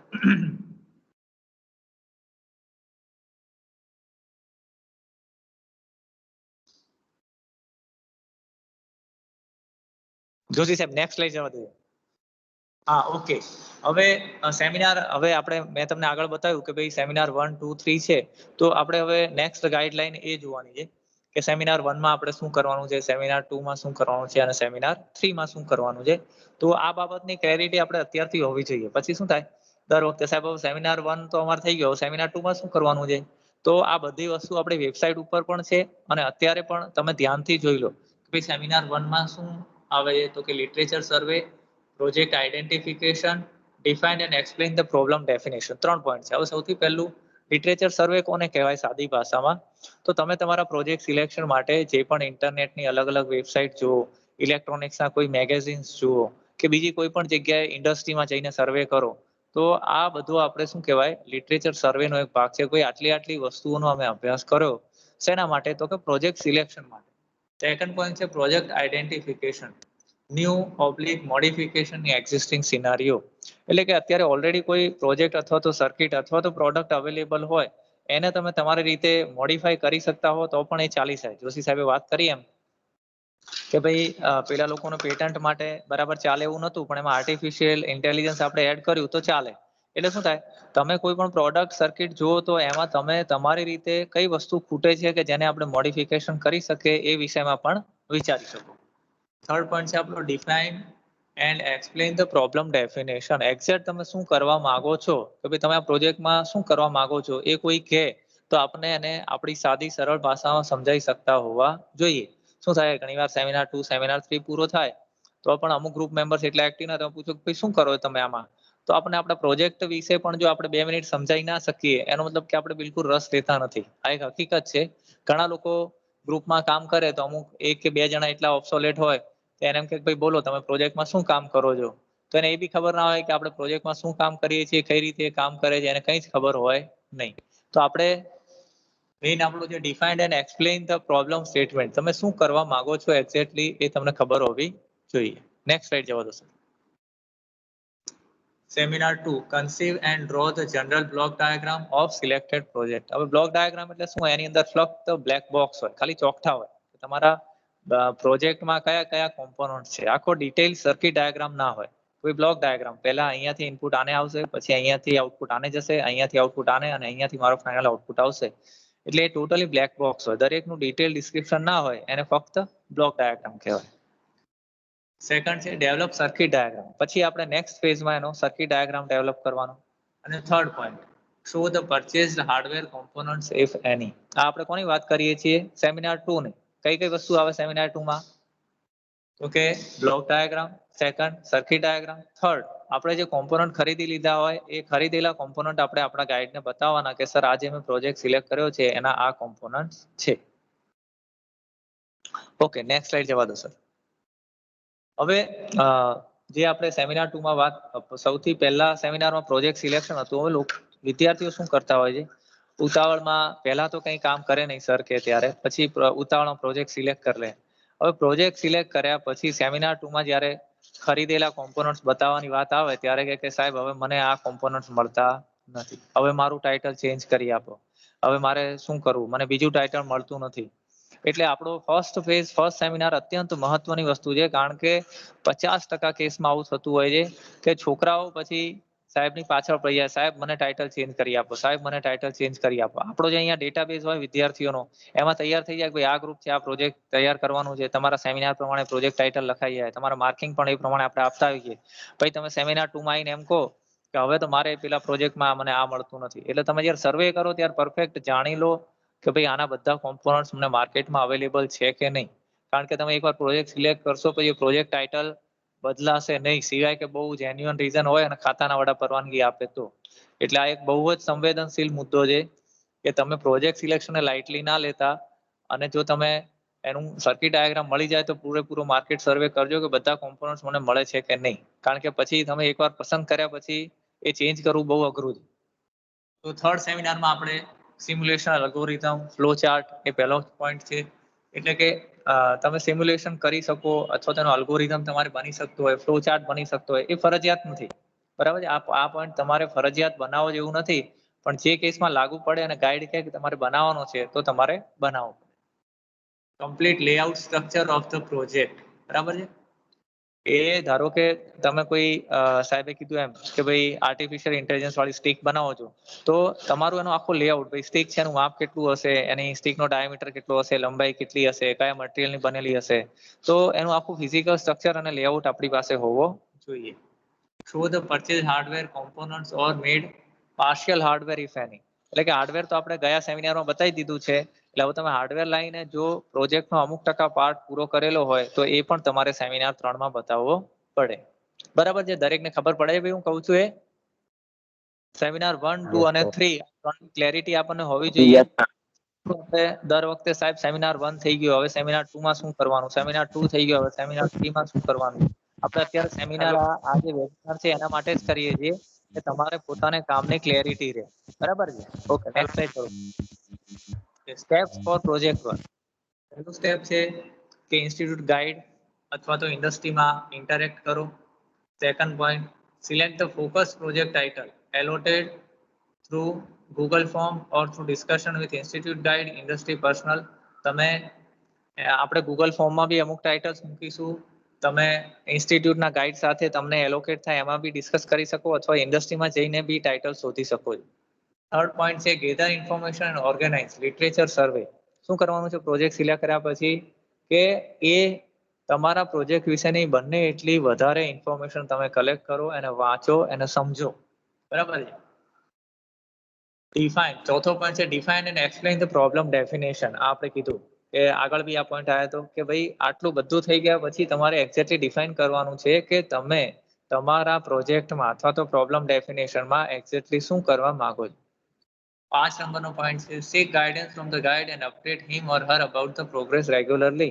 તમારે જે પણ પ્રોજેક્ટ સિલેક્ટ કર્યા પછી તમારે કંઈ પણ પ્રોબ્લેમ આવે તો સાહેબને કહેવાનું કે તમારા ગાઈડ એલોકેટ થશે તમને, મને આ પ્રોબ્લેમ આવે છે, આટલી આટલી વસ્તુ થઈ ગઈ છે, આટલામાં આટલો પ્રોબ્લેમ આવે છે.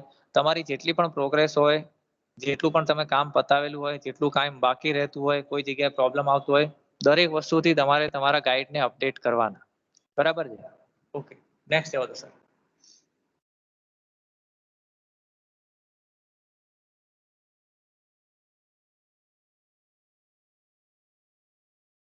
હા, છઠ્ઠો પોઈન્ટ છે prepare and submit the problem definition. આ એકવાર તમને ખબર પડી ગઈ પછી પ્રોબ્લેમ ડેફિનેશન આખી તૈયાર કરવાની અને એને તમારે સબમિટ કરી દેવાની ગાઈડની કે સર અમે આ કામ કરવાના છીએ.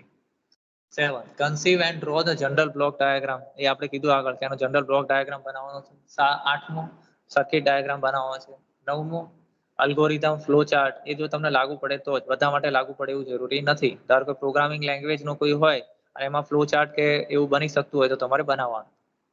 10મું છે સિમ્યુલેશન. તમે સર્કિટ એક્ચ્યુઅલ ફેબ્રિકેટ કરો એના પહેલા તમારે શું કરવાનું, સોફ્ટવેર ઉપર એને સિમ્યુલેટ કરવાની છે. એ પણ બધાને લાગુ નહીં પડે, જેને સિમ્યુલેશન થઈ શકતું હોય એને જ કરવાનું છે. બરાબર છે.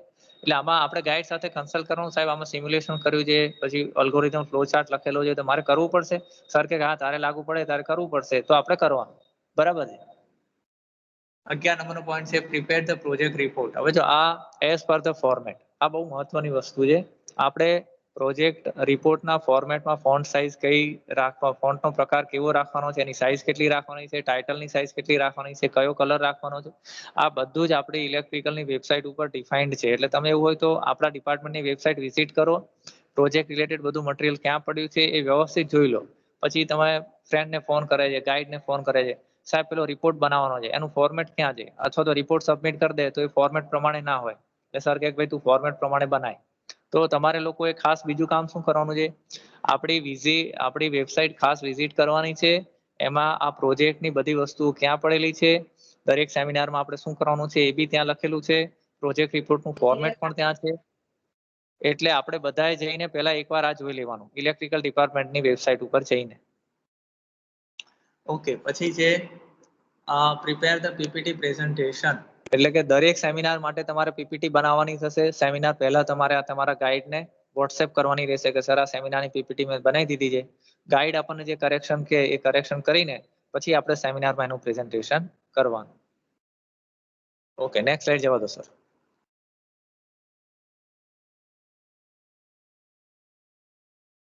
ઓકે, સારા ક્વોલિટીના પ્રોજેક્ટ્સના કયા કયા આસ્પેક્ટ હોવા જોઈએ? તો ટીમ સિલેક્શન, આપણે ટીમ વ્યવસ્થિત પસંદ કરવાની, કારણ કે નહીતર પછી શું થાય, સાહેબ આ કામ કરતો નથી ને પેલો કામ કરતો નથી ને, બરાબર છે. ટીમ આપણે વ્યવસ્થિત જેની સાથે કામ કરી શકીએ એની સાથે જ બનાવવાની.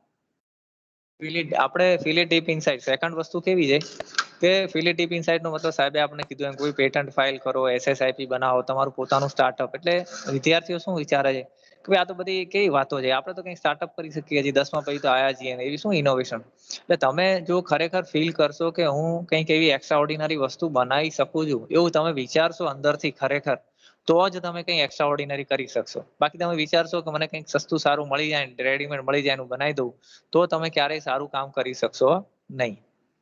થર્ડ પોઈન્ટ છે ઓબ્ઝર્વેશન પાવર એન્ડ ક્રિએટિવિટી. આપણે કીધું એમ એક્ઝિસ્ટિંગ પ્રોડક્ટ છે એમાં શું પ્રોબ્લેમ આવે છે, એમાં કંઈક શું નવું કરી શકાય, એમાં મારી પોતાની કંઈ સર્જનશીલતા હું શું ઉમેરી શકું, એ પણ મહત્વની વસ્તુ છે. Don't seek help too early. ધારો કે તમે પ્રોજેક્ટ બનાવશો એટલે શું થશે, પ્રોબ્લેમ તો આવશે જ, પ્રોબ્લેમ નહીં આવે એવું નહીં થાય. તમે બનાવી દેશો તો કંઈ ચાલશે જ નહીં, તમારો પ્રોજેક્ટ કામ જ નહીં કરે. એટલે શું થાય, તમે જ્યારે કામ કરવાનું ચાલુ કરો એટલે તમે એનો કેમ નથી ચાલતું, તો એના માટે તમે જાતે એનો ટ્રબલ શૂટ પ્રોબ્લેમ એનો સોલ્વ કરવાનો તમે જાતે પ્રયત્ન કરો. તમે તરત સાહેબ જોડે મૂકી દો, સાહેબ આ ચાલતું નથી જો, તો તમે પોતે પ્રોબ્લેમ ટ્રબલ શૂટ કરવાની કેપેબિલિટી ક્યારે ડેવલપ કરી શકશો નહીં. એટલે પટ લઈને તરત આપણે હેલ્પ માગી નહીં લેવાની, આપણે પેલા મથવાનું. બહુ વધારે મથો અને એવું લાગે કે હવે તમે સમય વધારે થઈ ગયો છે અને મને નહીં આવડે, એના કારણે ટાઈમ ડેડલાઈન આવી જશે, તો તમે ગાઈડને પૂછો. બરાબર. 5મો પોઈન્ટ છે ઇનિશિએશન એન્ડ પ્લાનિંગ. ક્યારે શરૂ કરવું, કયા ટાઈમમાં શું પૂરું કરવું છે, કોણે શું કરવાનું છે, આ બધું બી આપણે નક્કી કરવું પડશે. બરાબર છે. 6થું મોનિટરિંગ એન્ડ કંટ્રોલ.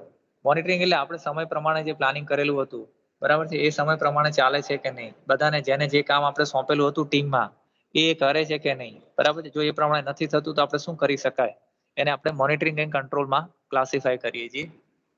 અને 7 છે કોમન પ્રોબ્લેમ્સ. કોમન પ્રોબ્લેમ્સ એટલે મેં તમને કીધું એમ કે સાહેબ આ કામ કરતો નથી, એને કહીએ છીએ પણ આવતો નથી, પૈસા કાઢતો નથી, બરાબર છે. તો અમુક વસ્તુ કેવી છે, તમે પોતે હવે મેચ્યોર છો, 10મું પાસ કરીને હવે 3 વર્ષ થઈ ગયા છે આપણે, તો અમુક લેવલના પ્રશ્નો ક્યારે સાહેબ સુધી આવવા ના જોઈએ, તમારે તમારા લેવલે સોલ્વ કરવા. નો ડાઉટ હજી તમે અમને કહેશો તો આપણે સોલ્વ કરી આપીશું, પણ આ અમુક કોમન પ્રોબ્લેમ્સ હું તમને કહું છું કે ભાઈ કઈ બી એ પોતે ઇન્ટરેસ્ટ જ ના લે, સાહેબને કે સાહેબ આ પ્રોબ્લેમ આવે તમે જોઈ લો, પેલો પૈસા આપતો નથી, આ કોમ્પોનન્ટ મળતા નથી, એટલે કે જાણે કે સાહેબે જ બધું કરવાનું હોય એમ સાહેબની ઉપર જ પડે એ બધા. એટલે તમારે આ કોમન પ્રોબ્લેમ્સ ના થાય એ પ્રમાણે જ ટીમ સિલેક્ટ કરવાની છે. બરાબર છે. નેક્સ્ટ સ્લાઇડ જવા દો.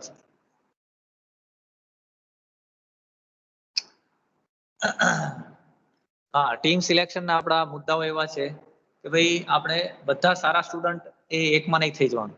ખ્યાલ આવે? ધારો કે 5 સારા છોકરાઓ છે તો એક સારા છોકરાએ બીજા 4 એવરેજ અથવા તો લોઅર છોકરાઓને લેવાના, નહીં તો શું થશે, એક ટીમમાં બધા મજબૂત થઈ જશે તો બાકીના બધી આપણા પ્રોજેક્ટના પરફોર્મન્સ વ્યવસ્થિત થશે નહીં. તો આ દરેક વિદ્યાર્થીએ નિયમ રાખવાનો છે.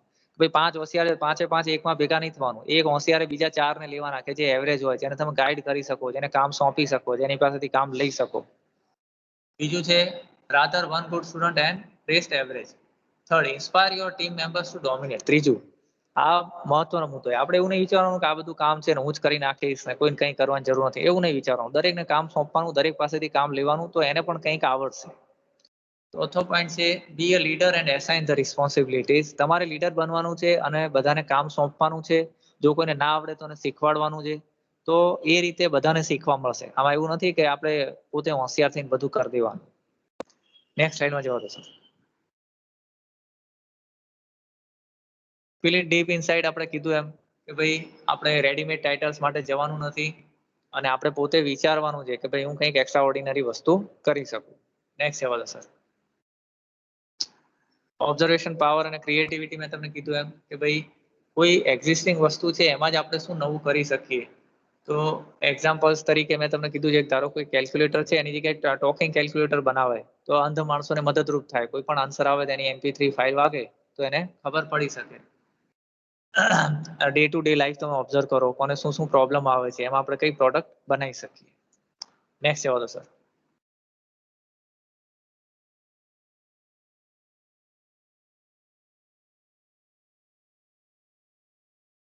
નેક્સ્ટ સ્લાઇડ જવા દેજો જોશી સાહેબ. હા, don't seek help too early. આ મેં તમને કીધું એમ કે જો તમે તમારો પોતાનો ટાઈમ લો અને એની વિશે વિચારો અને પ્રોબ્લેમ જાતે સોલ્વ કરવાનો ટ્રાય કરો. ડાયરેક્ટ તમે ફેકલ્ટી પાસે પહોંચી જશો તો તમારો પ્રોબ્લેમ સોલ્વિંગ એપ્રોચ જે ડેવલપ થવો જોઈએ એ થશે નહીં. નેક્સ્ટ જવા દો સર.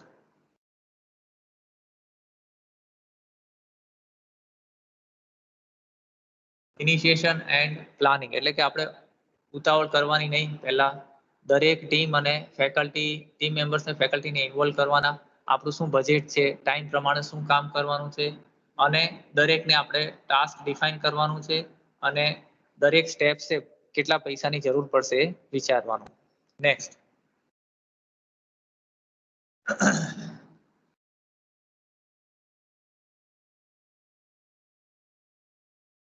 હા, મોનિટરિંગ એન્ડ કંટ્રોલ. આપણો પ્રોજેક્ટ સ્ટાર્ટ થઈ ગયો છે, એક્ઝિક્યુશન ફેઝમાં છે, તો આપણે એના કોન્સ્ટન્ટ અપડેટ્સ કરવાના છે.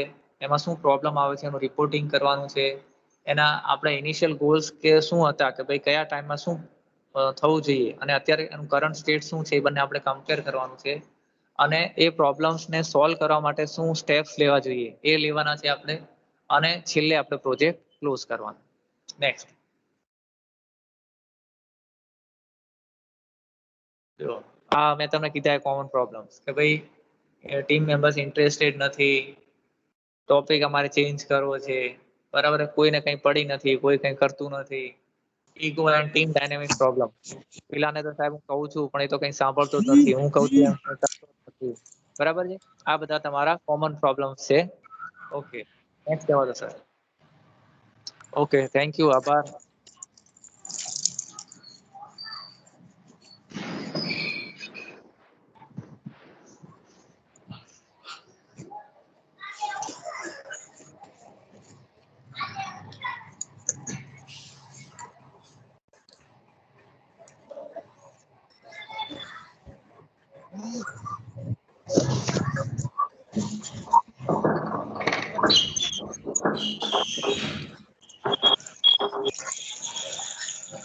ઓકે, હલો, કોઈનું માઇક ચાલુ છે ભાઈ? મેં પહેલા પણ સૂચના આપી હતી, માઇક બંધ રાખો ભાઈ. હલો, કોણ છે આ ભાઈ? ચલો હવે સોમવાર આવવાના. હલો, હા, હવે હા, આપણે આજનું સેશન પૂરું કરીએ છીએ, બરાબર. ડે 1 નું સેશન આપણું પૂરું થાય છે. How to select good final year project. અને હજુ ડે 2 અને ડે 3 નું આપણે આવતીકાલે અને પરમ દિવસે, આવતીકાલે એક્ઝેક્ટ શાર્પ 4:30 બધાએ જોઈન થઈ જવાનું અને શનિવારે આપણે 3 થી 4 નું સેશન છે એટલે 3 વાગે શાર્પ જોઈન થઈ જવાનું શનિવારે, બરાબર છે. તો બધાએ ખૂબ જ સારી રીતે શાંતિથી આમાં ભાગ લીધો, શાંતિથી તમામને તમે લોકોએ સાંભળ્યા, બરાબર. એ બદલ આપનો સૌનો ખૂબ ખૂબ આભાર અને આશા રાખું છું કે તમે લોકો અહીંયા જે પણ તમને સૂચનો કર્યા સારા પ્રોજેક્ટ સિલેક્ટ કરવા માટે અને વધુ સારી રીતે એને પૂર્ણ તમે કરીને સારી રીતે ક્યાંક પ્રેઝન્ટ તમે કરો સારી સારી જગ્યાએ, એની માટે જે પણ સૂચનો તમને આપ્યા હોય એને તમે અનુસરો. તમારો જ્યારે પણ ટર્ન આવશે પ્રોજેક્ટ બનાવવા માટેનો એમાં તમે એને ઇમ્પ્લિમેન્ટ કરો અને ખૂબ જ સારા તમે પ્રોજેક્ટ બનાવો, બરાબર. SSIP ગ્રાન્ટ મેળવો, પેટન્ટ માટે પણ ગ્રાન્ટ મેળવો. તો એની માટે તમને બધાને ખૂબ ખૂબ શુભેચ્છાઓ અને તમને શુભકામનાઓ કે તમે સારા પ્રોજેક્ટ બનાવો, બરાબર. અને ડિપાર્ટમેન્ટનું તેમજ સંસ્થાનું નામ પણ તમે આગળ જતા રોશન કરો. Thank you.